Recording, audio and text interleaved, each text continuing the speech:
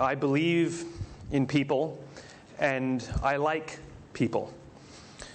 I'm struck also by the irony of an organization or an event like this, where a bunch of technologists have come together to discuss largely the issues of people, and that we're doing it even here together as a group. What I find fascinating about all of this is that all of the content that you will hear today, you could easily hear online. We could videotape all of it. I could give this exact same talk in front of my computer, and you could sit at your desk in front of your computer and listen to it. The difference is it's not quite the same. All the communication of the information would be exactly the same, but for the fact that you wouldn't be here. And it's this interaction, it's that we're here together as a group that makes these kinds of events special. In fact, if for the rest of the day, all of the speakers are absolutely awful, you could go home and someone will say, "How was it?" And you say, "Well, the speakers were awful." And they'll say, "You're going to go back again next year?" And they'll say, "Of course I'm going again next year, because I had a wonderful time, because I met all these wonderful people." And this is where the ideas are exchanged. It's the conversations in between. And I'm fascinated about this idea. I'm fascinated by how in a world where technology is remarkable, the things that we can dream up and the things that we can do, yet we still come together as groups to do things as people. I was also struck by something that Neil Armstrong said, that he was grateful to be led by people who inspired him to yearn for that place, to yearn. Listen to that. That's such a wonderful feeling. And so it begs the question, sort of, what does it mean to lead? You know, why do people do what they do? I'm fascinated by this idea of leadership. And I read the same books as everyone else. I read the same books as all of you. And, you know, learn your style of leadership and how to adjust your style of leadership to fit to the situation at hand, et cetera, et cetera. That's not leadership. That's management. All leaders have one thing and one thing only: followers.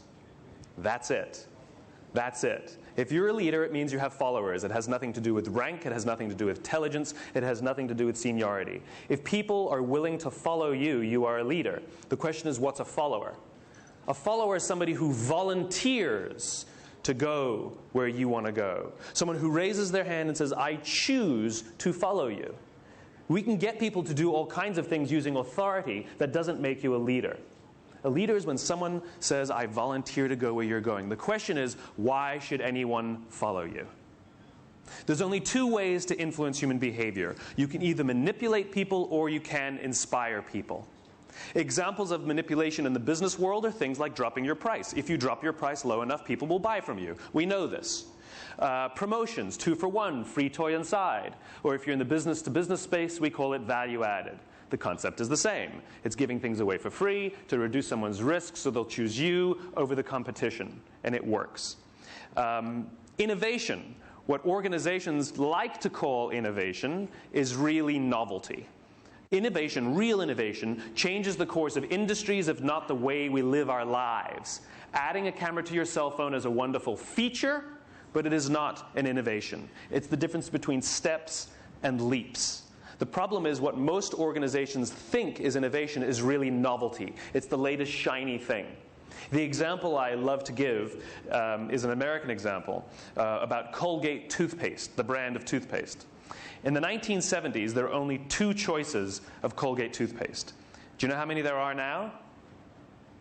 27. 27 different choices of one brand of toothpaste. Because what happened was competition increased and the metric went down. Whether it's revenues or market share, profit, doesn't matter. The metric went down. And so they added a new product. And the population went, "Ooh, shiny." And we were all drawn to it. The problem is the competition copied. This is one of the problems with competition, you see. They compete.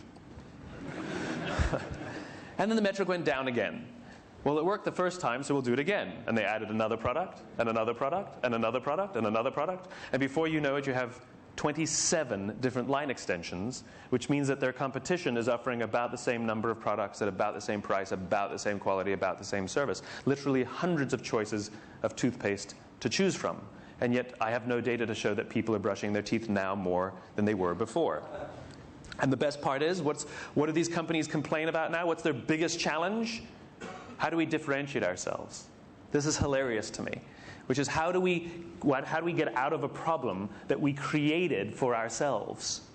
There are all kinds of other manipulations. Fear, wonderful manipulator. If any of you are parents, you know exactly what I'm talking about. You can scare people into doing all sorts of things.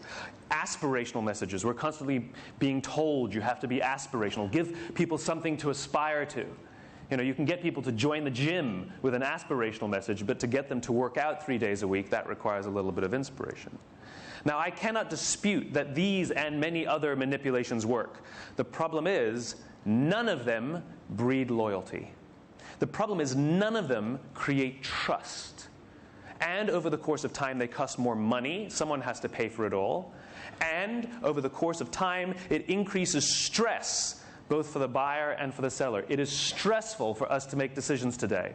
In a world in which manipulation is the norm, where we are bombarded by manipulations from all sides, from all people, trying to get us to do any number of things, whether it's vote for them or buy from them or do something, the question is, how do we choose? What's right for us? It's called stress. We literally have trouble choosing these days. But it's stressful for the sellers as well. In a marketplace where manipulation is the norm, how do we stand out? How do we get heard? How do we find people to follow us?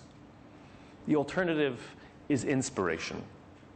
And there are only a few people and a few organizations that tend to rely vastly more on inspiration than manipulation. And I'll talk about some of the bigger ones, like Apple Computers, or Southwest Airlines, or Martin Luther King. And you see it not only in organizations, but great leaders as well, like Martin Luther King, or John F. Kennedy, or Nelson Mandela. And what I learned is that regardless of their size, and regardless of their industry, every single one of these leaders, every single one of these organizations thinks, acts, and communicates the exact same way, and it's the complete opposite to everyone else. All I did was write it down. And it's probably the world's simplest idea. I call it the golden circle. And it's 3 concentric circles, a bullseye. In the middle is why, the center ring is how, and the outside ring is what. Why, how, what. It's this little idea that distinguishes those with the capacity to inspire versus everyone else. Let me define the terms really quickly. Every single organization on the planet knows what they do. These are the products you sell, the services you offer. Everyone here knows what they do.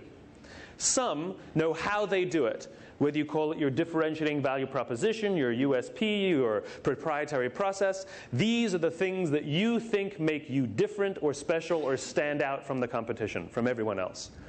But very, very few people and very few organizations can clearly articulate why they do what they do.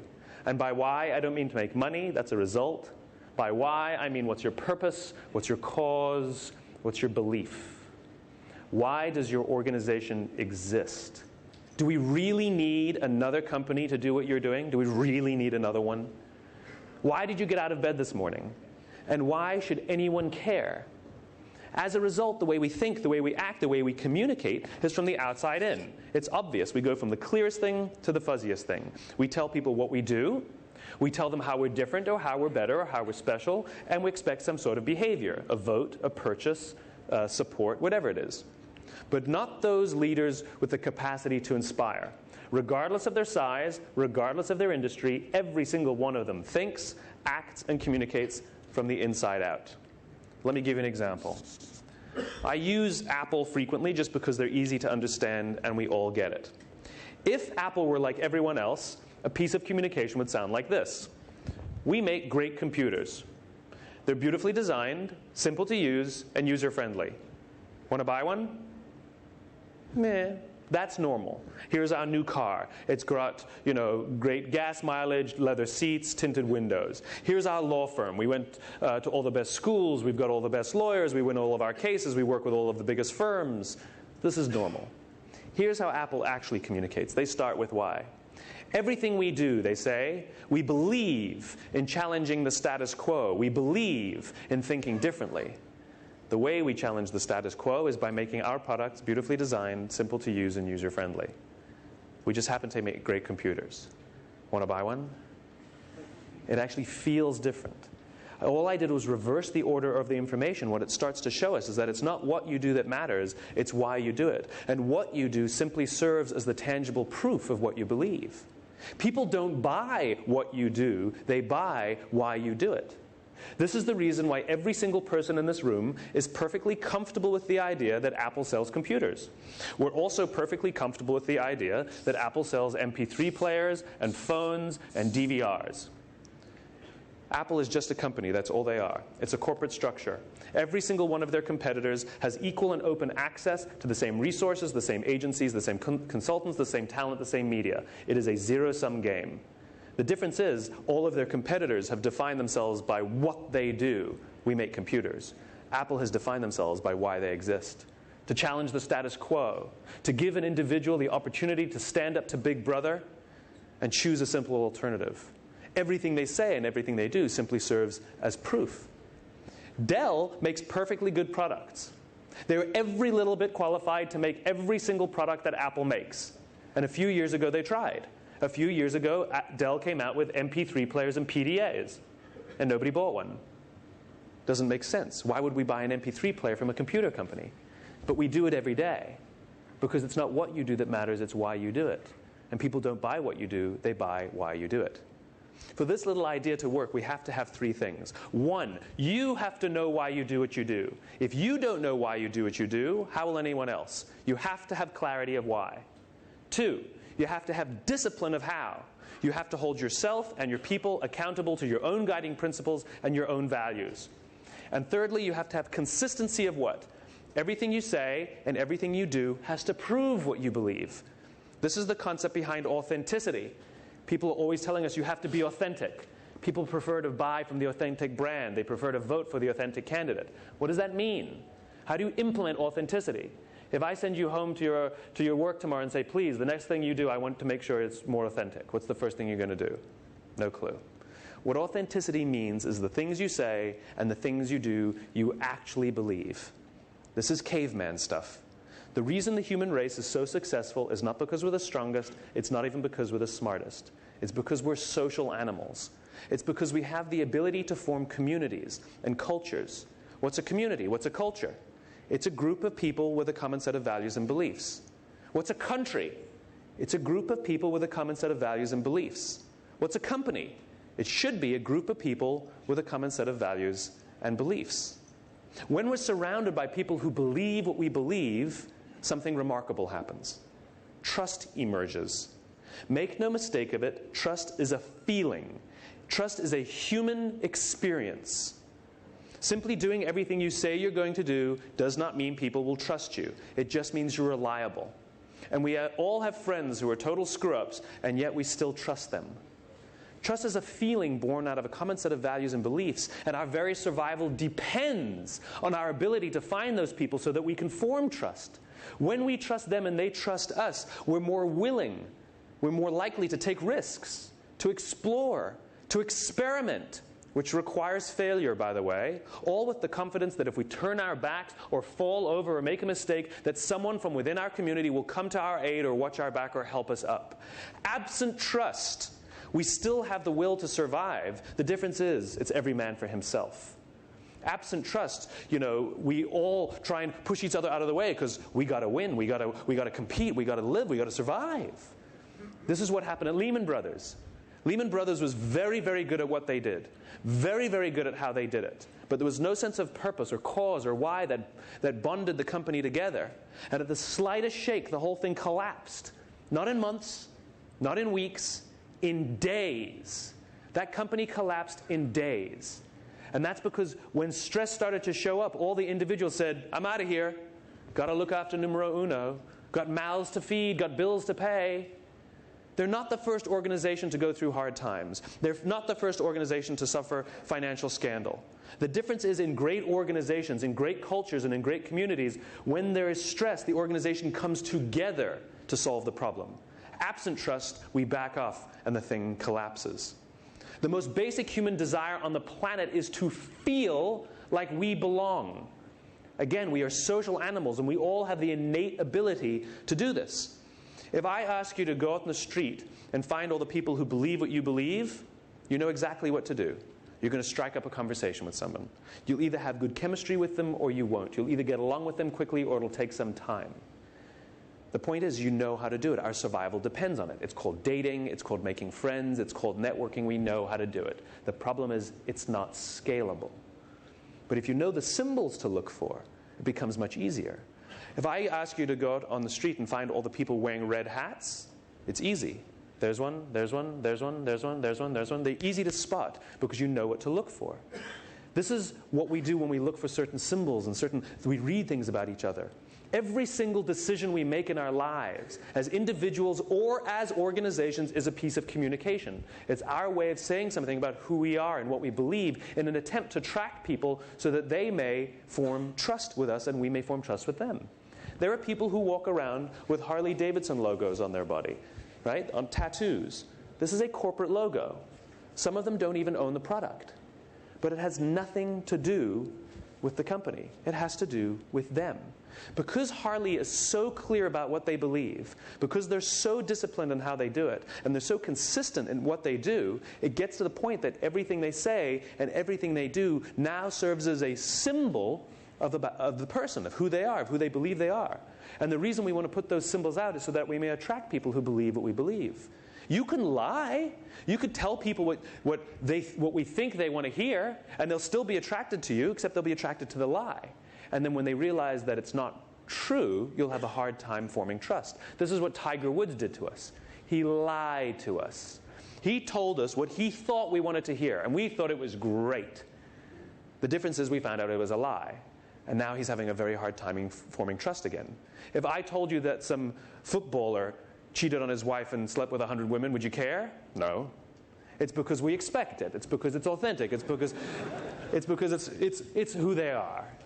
But not with Tigers. He chose to lie to us. It's not actually the behavior that we're offended by. It's that it's inconsistent with what our expectations are. Everything you say and everything you do has to prove what you believe. Like I said, the most basic human desire is to feel like we belong, and it's so remarkably powerful. How many of you are from Paris? Most of you, right? Yeah, a good number of you. Okay. Are you friends with everyone in Paris? Why not? Why not? But when you go to Lyon and you meet someone from Paris, you're like, hey, I'm from Paris, and you're best friends. And when you go to America and you're on holiday, and you're standing there in New York and you're riding the subway and you happen to hear French being spoken behind you, and you turn around and you say, where are you from? They say, Lyon. We say, we're from Paris, and you're best friends. Because when you're in an environment where you don't feel like you belong, you seek out anyone who may share the same values and beliefs as you so that you can start to form trusting relationships. And the amazing thing is, those relationships are real. Those relationships are real. That other family will say to you, have you eaten at this restaurant? You've got to go to this restaurant. And you will take your family to this restaurant because complete strangers on the subway told you to. That's insane. If that happened here, if somebody on the metro just turned to you and told you to go to some restaurant, you'd go like this. The most basic human desire on the planet is to feel like we belong. And we have the innate ability to find those things and to sense that. This is the reason why this could not be recreated over our computers. It's because as human beings, it's our biology that gives us this ability. It's this ability to read each other. You know, the blogosphere gets very upset at me when I talk about this and how, you cannot replace these human experiences and these human feelings over the internet. They get very mad at me. And yet, every single year, 20,000 bloggers descend on Las Vegas to have a huge big conference they call Blogsphere, Blog World. My question is, why couldn't they do it online?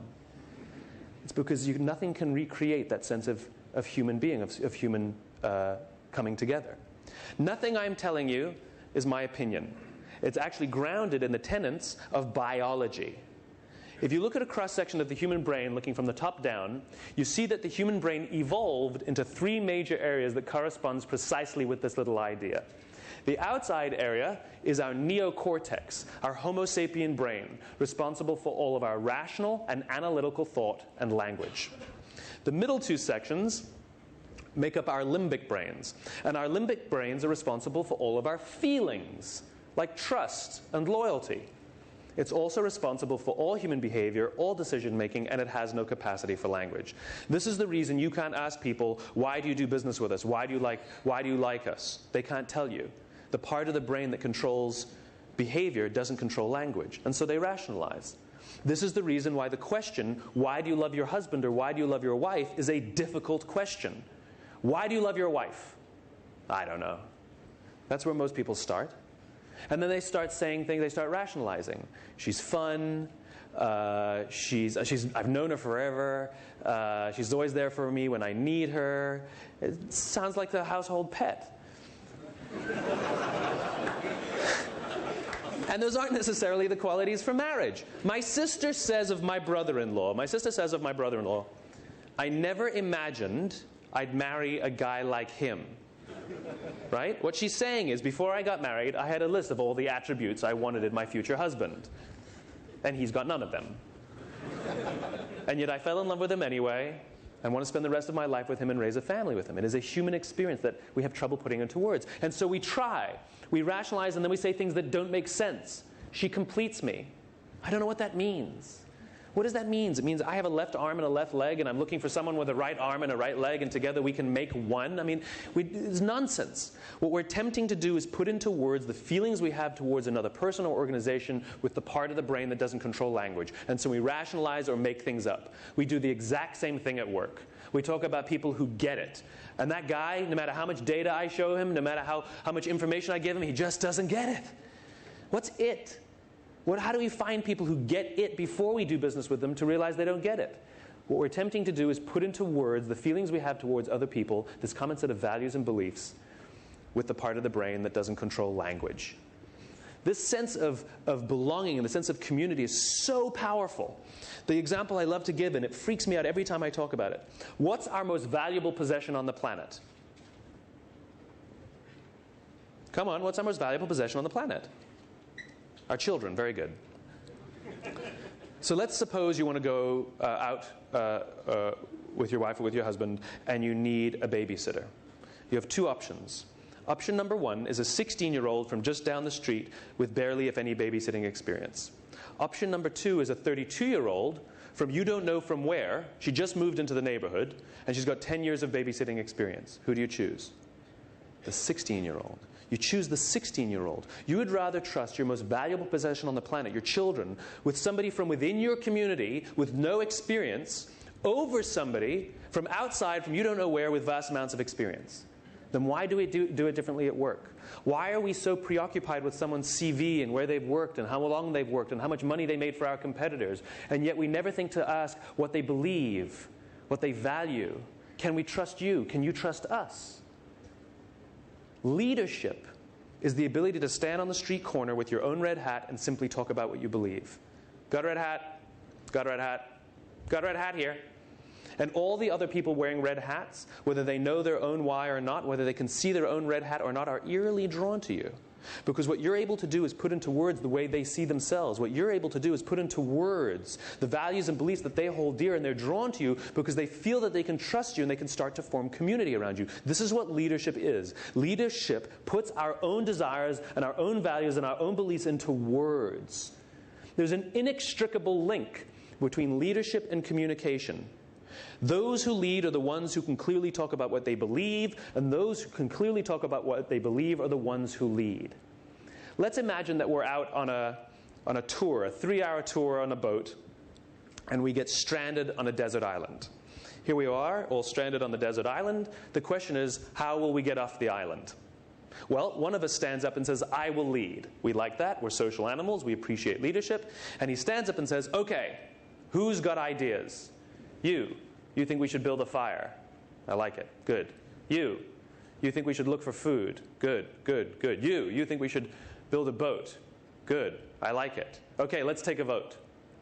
At the same time, someone else stands up and says, as we were coming into the beach, I saw some masts over on the west side of the island, and I saw some smoke, which means there's a fishing village over there. And if we can get to that fishing village, we can find help. Now, we're going to have to get through this forest to get there, and I don't know how to get through the forest, so I'm going to need some help.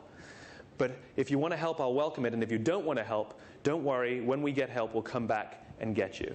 The question I have for you is, who do you want to follow? Who do you want to follow? We want to follow the second guy. There's no data to show that that fishing village exists. There's no photographs, and no one else saw it. The only thing we have is his conviction, his absolute belief in the existence of that world that we cannot see. and his ability to put that future state into words that we're drawn to. And we will volunteer to go with him, maybe even take personal risk. I don't know how to get through the forest. I don't know how to cut down trees, but I will go because I believe it's important. Not for me, but for the greater group. The irony is our own survival depends on our ability to help each other. This is the irony. And here we go. We rally together. We choose to take the risk. We choose to follow. We volunteer to follow him. And we go through these woods. And it's hard. And we have to cross rivers and go around boulders and chop down trees. And eventually we come to where he said the fishing village is. And there's no fishing village. Did he lie to us? Were we just conned? Was this all a big joke? Is this all for naught? And we say to him, where is the fishing village? You said there was a fishing village. You said if we could get here, we would survive. And he turns to us and says, I believe there was a fishing village, but that doesn't matter because look what we were able to do. We were able to get through that forest together. That means that we can pick absolutely any direction on this island and we will be able to get there. That's called leadership. When people believe what you believe, they will work for you with blood and sweat and tears. When they don't believe what you believe, they work for your money. The goal is not to surround yourself with everybody who needs what you have. The goal is to surround yourself with people who believe what you believe. There are a million reasons why people will do business with you that have nothing to do with you. You happen to meet some checklist that they have. They happen to hate your competition more. There's a difference between repeat business and loyalty, you see. Repeat business means I'll do business with you over and over and over again. Loyalty means I'm willing to turn down a better product at a better price to continue to do business with you. And it's the loyal ones, those who feel like they belong, those who doing business with you gives them some sense of identity or belonging. Those are the ones. Those are the ones who do great. And the reason is because it becomes personal. It becomes personal. We use these symbols, we use these companies, we use these leaders, we use these organizations as tangible ways of saying something about who we are. This is why people with Macintosh computers love opening their computers in airports. They love for us to see the computer they're using. How many of you love your Macintosh computer or know someone who loves their Macintosh computer? Okay. Rationally speaking, based on facts and figures, data, right? Factually speaking, Macs are substandard computers. They're at least 25% more expensive, sometimes double the price of their PC counterparts. There's less software, there's fewer peripherals, and I know because I switched to a Mac, they're absolutely slower. Rationally speaking, no one should ever buy one. But they do, over and over and over again. And when they decide they're going to buy one, they don't do any competitive comparisons. They're not comparing the price and the data and the features from one product to another. They simply decide, that's the one I want, and they go and choose it. And if you ask somebody who loves their Mac, why do you love your Mac? They don't tell you. Well, you see, I see myself as somebody who likes to challenge the status quo. And so it's very important for me to surround myself with all the people and the products and the brands to prove to the outside world who I am. Because I'm using these things as symbols to tell people about who I am in an attempt to attract people who believe what I believe so that I can start to form strong bonds of trust because my own survival depends on it. Biologically, that's what happened in the part of the brain that controls behavior but not language. And so they rationalize. It's the user interface. It's the simplicity. It's the design. And they say things that don't make sense. I'm a creative person, whatever that means. At the end of the day, what they're doing is they're using this symbol to say something about who they are, which is why people with Macs will never put big stickers of their families over the tops of their computers. It'll never happen. Cover up that beautiful glowing apple? Never. Never. And have you ever seen a dirty Macintosh? That's because they clean them. How many of you have broken out the glass cleaner simply to clean your HP? It doesn't happen. Never. But people with Macs will sit there and clean their computers, right? Because we have to keep it clean, because it is a symbol of who I am. And when you tell them, you know that you bought a substandard computer, they start foaming at the mouth, and they start getting angry, and they'll probably call you an idiot. And the reason they take it so personally is because you didn't insult their computer, you insulted them. Because Apple is so clear about what they believe, so disciplined in how they do it, and so consistent in what they do, that symbol now serves as a representation of who I believe I am. And if I surround myself with enough of these symbols, if I'm consistent enough, you'll know something about me. It's the same thing as a flag. What's a flag? A flag is just a logo. A flag is just a symbol. Who cares about the flag? But we don't. We get angry when we see people burning our flag. Why do we get angry? Because you're attacking me. What do you mean I'm attacking you? I just burnt my own property. No, we get angry because it's a symbol of our values and beliefs, and when you attack the flag, it's the same as attacking me. Where do you think the mafia comes from? You killed my cousin, now I have to kill your whole family. You didn't do anything to me. It's because we're protective of those within our community. We're protective of those who believe what we believe. So much so that when you attack someone who believes what I believe, it's as if you're attacking us. It's as if you're attacking me. And at the same time, we will protect each other. This is what great organizations are. Great organizations are communities, cultures, common sets of values and beliefs where we will go to bat for each other and work for each other and help each other, even at great personal sacrifice. Because ironically, my own survival depends on it. What we need more of today is not talking just about the technology and what technology can do. That's all fine and good. But the question is, why does that technology exist in the first place? Why do you have the technology? What's the point of it? Why should I care? How are you helping me on a very, very human level? Innovation doesn't come from telling people to come up with a better technology. Innovation comes from solving problems that are deeply, deeply personal to me. We hail Apple as this great innovative organization, the most innovative organization in the world, blah, blah, blah. Where does it come from? Steve Jobs, by the way, do you know how many of the ideas that Apple currently sells, how many Steve Jobs came up with? 0. None of them. He didn't come up with Apple. Steve Wozniak came up with the Apple. He did not come up with iTunes or the iPod or iPhone. It was all people within his organization. What Jobs was able to do was put into words why they were coming to work. What he was able to put into words was why the company exists. He gave people something to build. This is what they were looking for. Just as Neil Armstrong talked about, that yearning. Give people some sort of yearning and they will solve the problem. This is what entrepreneurship is. Entrepreneurship isn't starting a business. Entrepreneurship is solving a problem.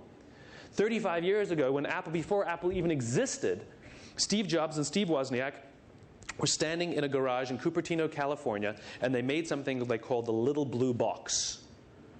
It allowed people to avoid paying long-distance rates on their phone bills in a day and age when there was only one long-distance phone company. They were challenging Ma Bell, the existing status quo phone monopoly. And then they started Apple, and they challenged Big Blue, IBM, the existing status quo monopoly computer platform.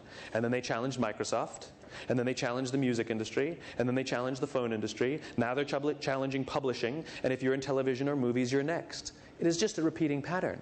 It is other people in the organization who came to work and looked for things that restricted human opportunity. They looked for things that held the individual down, and they gave people, they used the technology as a way of giving people to challenge that, giving them an option. It's remarkable, and it's a repeating pattern. Even if you look at all of their advertising and all of their communications for the past decades, it's all exactly the same. That 1984 commercial, that wonderful Ridley Scott commercial, that woman runs into the Orwellian scene and throws the hammer through the screen. It's one individual challenging the status quo. And then you have, hi, I'm a Mac. Hi, I'm a PC, an individual. And you have one person standing there listening to their iPod. It's always an individual. It's always an individual. It's always I. And Jobs is constantly talking about the revolution this and the revolution that. It is a cause. Think different is a belief. It is not a product differentiator. What distinguishes one organization from another is not simply what you do, it's why you do it. And if people believe what you believe, they'll be drawn to you as if you were their own. The goal is not to surround yourself with people who need what you have. The goal is to surround yourself with people who believe what you believe. And the reason is because of something called the law of diffusion of innovations. If you don't know the law, you definitely know the terminology. What the law of diffusion tells us, standard deviation, bell curve, is that the first 2.5% of our population are our innovators. The next 13.5% of our population are our early adopters. The next 34% are your early majority, then your late majority, and the last 16% are your laggards. The only reason these people buy touch-tone phones is because you can't buy rotary phones anymore. We all fit at various times at various reasons across this standard deviation. What the law of diffusion tells us is that this population, the innovator and the early adopter population, are very comfortable trusting their guts. They're very comfortable making intuitive decisions. Remember that biology? The part of the brain that controls decision-making doesn't control language, but it does control feelings. This is where gut decisions come from. There is no part of your stomach that controls decision-making. And it's not in your blood, and it's not in your bones, and it's not in your soul, and you're not following your heart. Let's win hearts and minds. It's winning minds and minds. This is the reason why we talk about decisions feeling right. We say just feels right. Why would we use the verb to feel to describe a decision?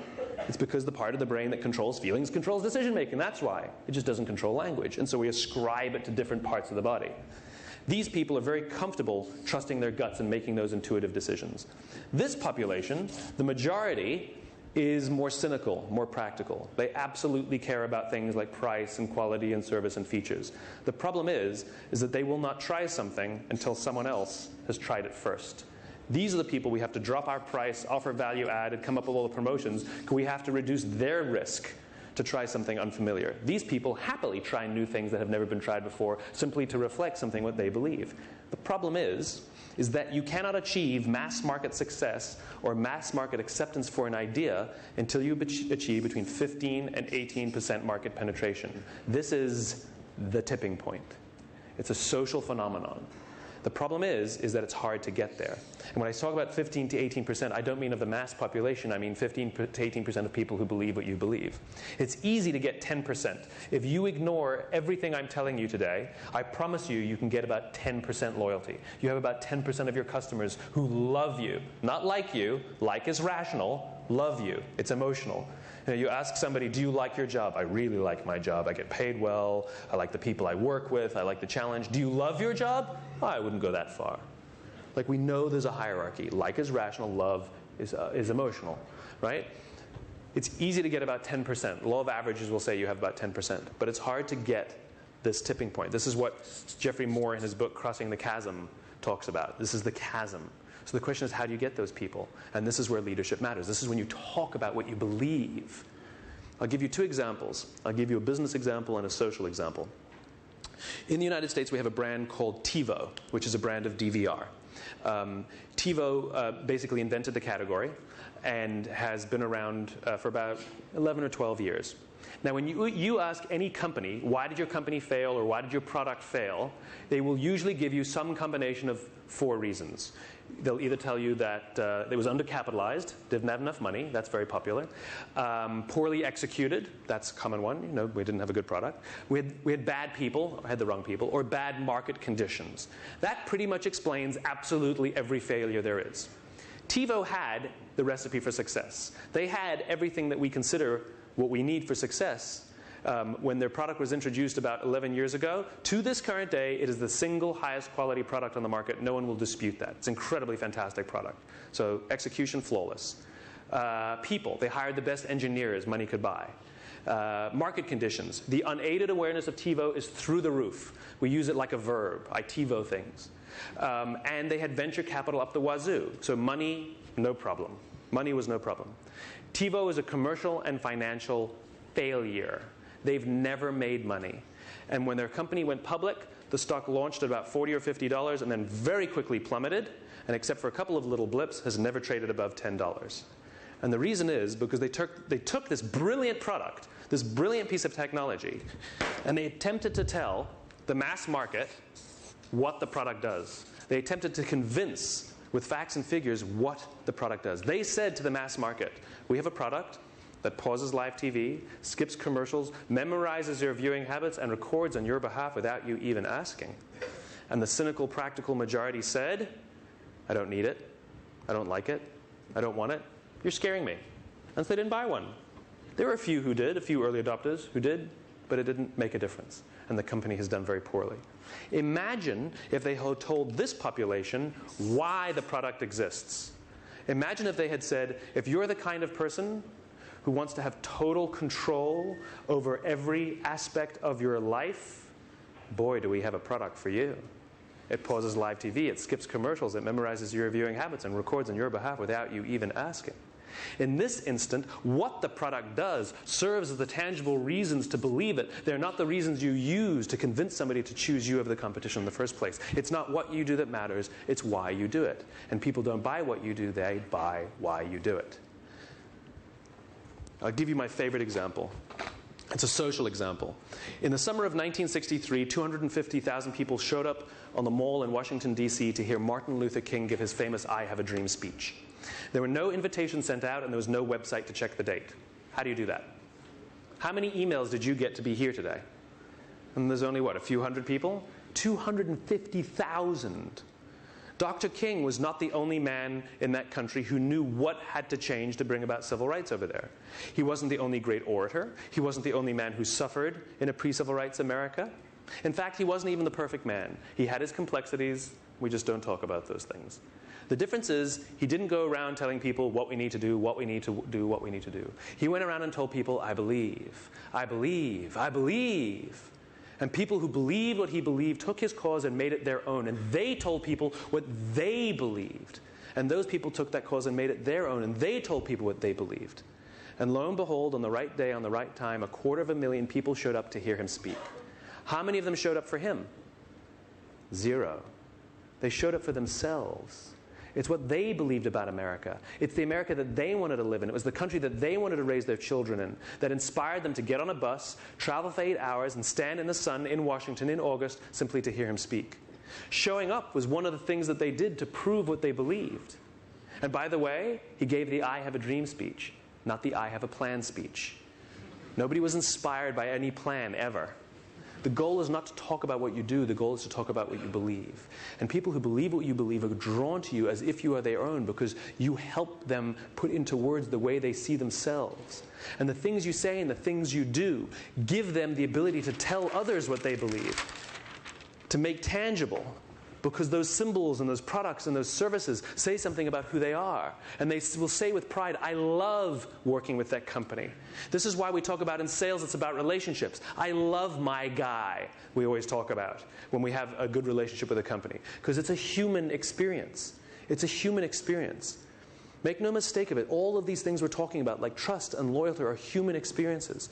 Technology and the internet are wonderful things to speed up transactions. They are wonderful things to connect people, to spread information, absolutely. But it's very, very difficult to form strong human bonds through the internet, just like we talked about with Blog World. The internet can live alongside, and technology can live alongside the human experience, but it cannot replace the human experience. Your friends are not on Facebook. And your network isn't on LinkedIn, and you're not having any conversations on a blog, and you're not having a dialogue on Twitter. Those aren't human experiences. If you compare the way we actually have conversations where we interrupt each other and we advance ideas versus the way people communicate online, it's sort of my idea, my idea, my idea. Hey, that's a good idea, Steve. That agrees with my idea. My idea, my idea. Hey, you're an idiot. My idea, my idea. And if you ask any retailer on the planet who's ever come out with a blog for their customers to give feedback, the number of innovations that have come out of the feedback from those blogs, the answer is 0. None. Because people just use it to complain and moan. And there's no vulnerability and there's no risk in doing things online, which is the reason we put ourselves out there like that. Risk requires this. Vulnerability requires this. And when you feel that someone's willing to tell you something genuinely about who they are, you can start to form strong bonds of trust. There's something called a parasocial relationship. A real relationship is when we know a lot about each other and we start to learn about each other. A parasocial relationship is one person knows more about the other person than they know about you. And you start to form a strong bond, except it's one-sided. This is what happens with fame, with celebrities. We know all about them, but they don't know even that we exist. And we know about their lives, we know about their social lives, we know who they're dating, we know about their careers, and we follow them as if they're our friends. And we call them we're on first-name basis with them, right? We call them by their first names as if we know them. It's a parasocial relationship where we feel that we know them, but they don't know us. The problem is all those feelings associated are absolutely real. They feel absolutely real. The opportunity for innovation is not to just tell people in the outside world, do this, do that. The opportunity is to bring people together so the feeling is mutual. So we work together to advance a problem. So we work together to get to that fishing village because our own survival depends on it. If people don't feel that you're in it as well with them, if they don't believe that you believe what they believe, then there's not going to be any strong human bond. The opportunity is to articulate your vision of the future that does not yet exist yet. What is your vision? What is your fishing village? And are you putting it into words so clearly that other people can understand it as clearly as you can, and they can tell others about it? And they want to go there, and they will risk blood and sweat and tears to help you get there. Not for you, but for themselves. And they will watch your back and help you explore, just like that 16-year-old that you hired to babysit your children, because they get you, they understand you. They know that you're the same. They know you believe what you believe. This is the goal. Human relationships, real trust, real loyalty that is not born out of products and services, but born out of beliefs and values. There are leaders and there are those who lead. Leaders hold a position of power or influence, but those who lead inspire us. And whether they're individuals or organizations, we follow those who lead not because we have to, but because we want to. We follow those who lead not for them, but for ourselves. This is for those who want to find someone to inspire them. This is for those who want to inspire those around them. Thank you very much. Thank you. Thank you. Thank you very much. Thank you. Thank you very much. Thank you. Thank you very much. We've left some time for questions. So if you have any questions, I'm happy to field anything. Yes? I got two, actually. Okay. First, do you think why has to evolve at some point, or is it a necessity? Yeah, do you think why has to evolve at some point, or is it a necessity? And my second question is going to be, well, you haven't talked a lot about how. Yeah. It seems more important than what in your diagram. Yeah. So can you... Sure. So I'll answer the questions in the reverse order. How is about process and structure. It's how we do things. And in the business world today, this is tactics and this is strategy. Or we set a goal and we figure out the strategy to get there. And if we miss the goal, we either change the goal or we change the strategy, and then that's business. Right? But in reality, what makes the great organizations go is that they understand this fishing village, this place far off in the future, this vision of the future, why this purpose or cause, and the structures and the processes that they build, how they're going to do that, what they're going to do, in terms of actions, is all driven by that, not by the goals. Right? The goals are the waypoint. And so I have a sort of a very different read on waypoints. I don't believe, by the way, that any one of these pieces is more or less important than each other. They're all equally important. The difference is lots of people talk about process and lots of people talk about product. Right? We don't even have a word for this. Like I said, strategy, tactics. We don't even have a word for this. The point is that every organization on the planet functions on all three levels. But most of us are only even aware of two of them. And so the reason I talk primarily about this one is because that's the missing piece. And you need to have all three for the system to be in balance. But they're all, how is not more important than what? What did Thomas Edison say? Vision without execution is hallucination, right? You can have all the vision in the world, but if you don't execute, who cares? Right? It's like that fishing village example. Somebody could have stood up with the same vision of that village and just walked away. No ability to communicate it, then there's no value. He's a visionary, he's just not a leader. And there are plenty of people who are great communicators, but no vision. So they're great communicators, but they're not leaders. They give a great speech about how we need to work together, but then we don't know how to get off the island. So I don't think that it's more important, but there are lots of people who talk about these things and know much more about these things than I do. So it's all three pieces. And in terms of your first question, does the why evolve? And the answer is no. You only have one why. Each individual only has one why, and your why is born from your upbringing. We are products of our childhood. Who we are, which is the sum total of all these three things, my beliefs, my values, and what I do to the outside world, who we are comes from our teachers, our parents, and the experiences we had when we were young. Our whys are fully formed probably by the time we're 18 or 19, and it never changes. The rest of our lives are opportunities to either live in balance or not, to either feel fulfilled by the work that we do or not. And we sometimes make right decisions and wrong. And with companies, it's the same, which is the why of a company is born at the founding of that company. At the founding, a company is one of the things that an entrepreneur has done to bring to life something they believe. The great companies usually solved a real human problem. The companies that really struggle to survive are the ones who are just looking for some market opportunity. And they pour money into it because they can't rally people to commit to anything. They can't rally people to sacrifice. The best they can do is offer them a big bonus. And that doesn't really appeal to everyone. There's a great story from the space program. It was November of 1969. And it was Apollo 12. So Apollo 11 had already landed on the moon in July, and this was the second lunar mission. And so obviously the press was all there, and everybody was excited, and it was all wonderful. And a journalist was walking through NASA, and she finds somebody wearing a NASA badge, and she says, "Can I talk to you?" He said, "Absolutely." And she starts asking him questions, and he knew everything about the Saturn V program, and he was excited, and it was amazing. And he talked about how they're putting a man on the moon, and we're going to do it again, and he knew everything. And after about half an hour, 45 minutes, she said, "So what specifically do you do for NASA?" And he said, "Oh, I'm the janitor." The point is when the cause is clear, everyone inside the organization is equally emotionally committed to it. And most of us, when we talk about superior technology, the only people who think that's cool are the engineers. What about if your receptionist isn't as emotionally involved in it, then you don't have a clear why. The CEO and the receptionist and everyone in between need to be committed to this. They all have different jobs. They all have different responsibilities. You know, the CEO's job is not to control it. The CEO's job is to keep talking about the fishing village and remind people why they come to work. Then they have the COO or the CFO, who's the operator, the one who figures out how we're going to bring that vision to life. We do ourselves a great disservice in business by making one line of leadership. We say CEO is number one and CFO or COO is number two. And all these guys think that they're in line for this job, right? It's not true. It's 1 and A. It's parallel. And this job is about very, very far in the future, and this job is about now, how we're going to build that. You know, these how types can do very well in the world, but they'll never change the world and they'll never build billion-euro businesses.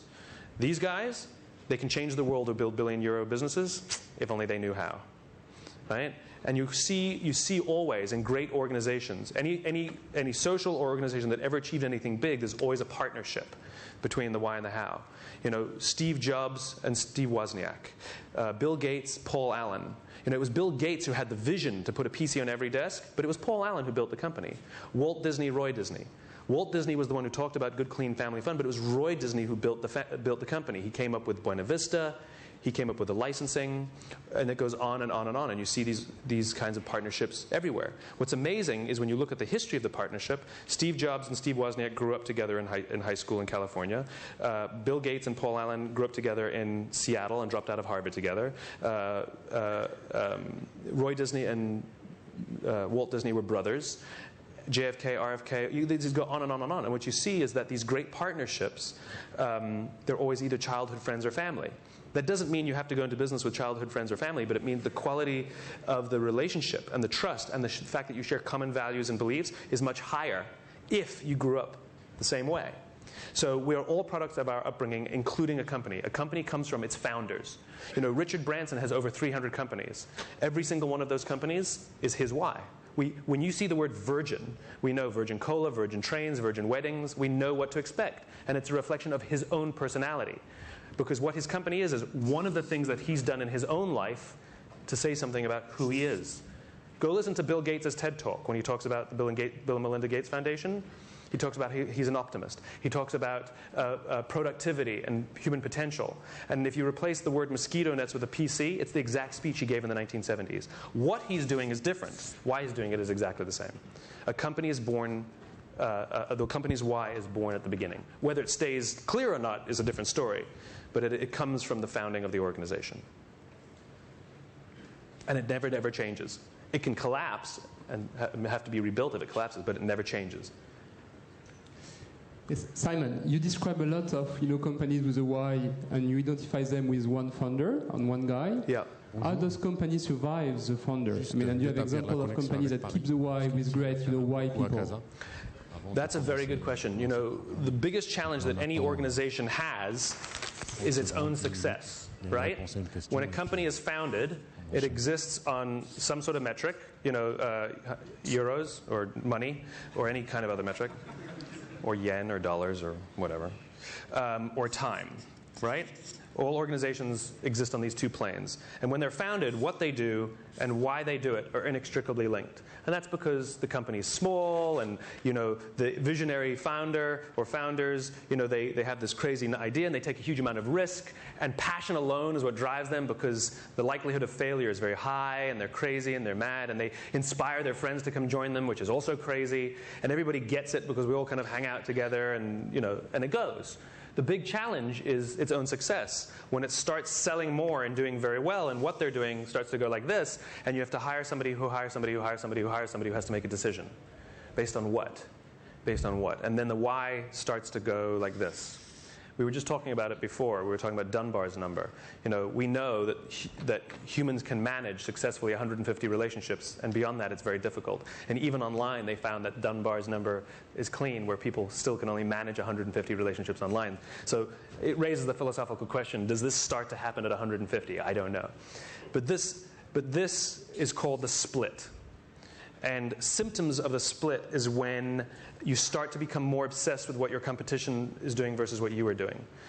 Small companies don't obsess about their competition. They can't afford to.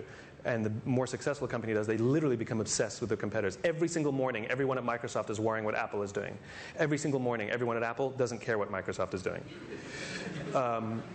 It's true. They don't. You know how much market research Apple does before they come out with a product? 0. Because they don't care.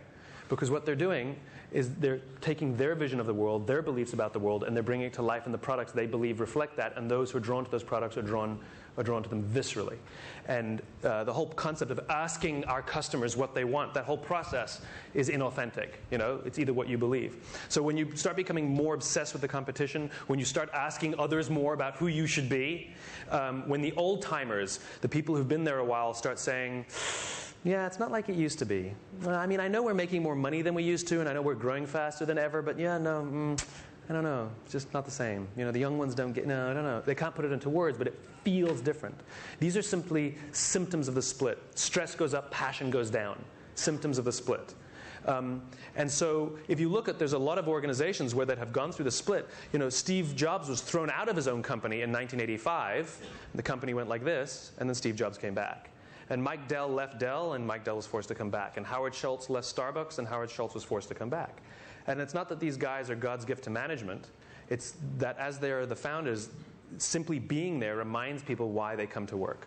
Whether they're able to put it into words or not is a different problem. And so the greatest challenge that most companies have in succession is not finding somebody to manage the company, which is it's to lead the people. You can't lead, nobody leads a company. You lead people. You manage a company. A company is nothing more than a structure. And the funny thing is, when companies start to have financial problems, they hire somebody to fix this, but it's this that went fuzzy. And so the opportunity for succession is not to hire the brilliant engineer, but to hire somebody who doesn't want to reinvent the why, but simply take the torch that was already lit and say, now I will carry it into the next generation. It's not lost on me that the average lifespan of a company on the Fortune 1000 list is about 40 years. And it's not lost on me that 80% of the Dow Index are companies that are 35 years or younger. In other words, it's about the lifespan of a career, about 40 years.